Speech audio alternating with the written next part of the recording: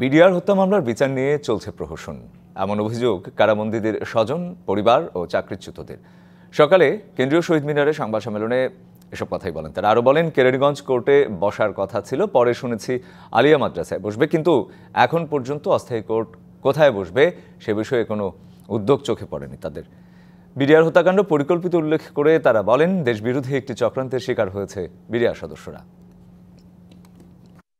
আমাদেরকে প্রহসনমূলক বিচারের মাধ্যমে আমাদেরকে চাকরিচ্যুত করা হয়েছে, আমাদেরকে বিভিন্ন মেয়াদে জেল খাটানো হয়েছে। আমাদের নিজের পরিচয় আমরা দেশের মানুষের কাছে দিতে পারি না।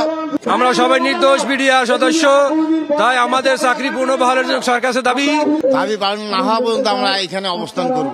গতকাল থেকে সারাদিন ছিলাম, আজকেও আছি। ইনশাল্লাহ ন্যায্য অধিকার ফিরে না পাওয়া পর্যন্ত ইনশাল্লাহ থাকবো। একনল হ্যান্ড ওয়াশ 100% প্যারাবেন ফ্রি, তাই নিরাপদ হাতের জন্য আস্থা রাখুন একনলে। শহীদ মিনারে এই মুহূর্তে আছেন সহকর্মী রাকিব হোসেন।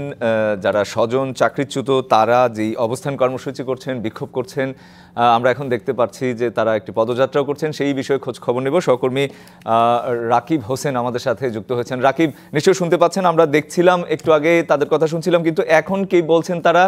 দায়িত্বশীল এই মুহূর্তে কেউ এখন পর্যন্ত এসে কথা বলেছেন কিনা?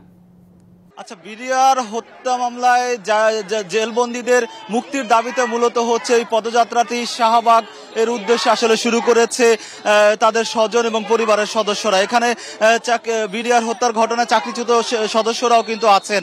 কেন্দ্রীয় শহীদ মিনার থেকে কিন্তু ইতিমধ্যে আপনি দেখতে পাচ্ছেন যে হচ্ছে পদযাত্রাটি শাহবাগের উদ্দেশ্যে যাচ্ছে।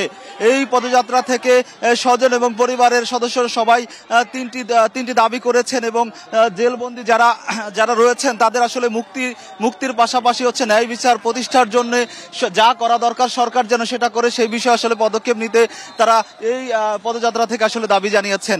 আরেকটা বিষয় একটু জানিয়ে রাখি, এই যারা হচ্ছে কারাবন্দী যারা আছেন তাদের আসলে মুক্তির দাবিতে লাগাতার কয়েকদিন ধরে হচ্ছে তারা আন্দোলন করে আসছেন, এবং গত রাত থেকে কিন্তু তারা হচ্ছে টানা আন্দোলন করে যাচ্ছেন।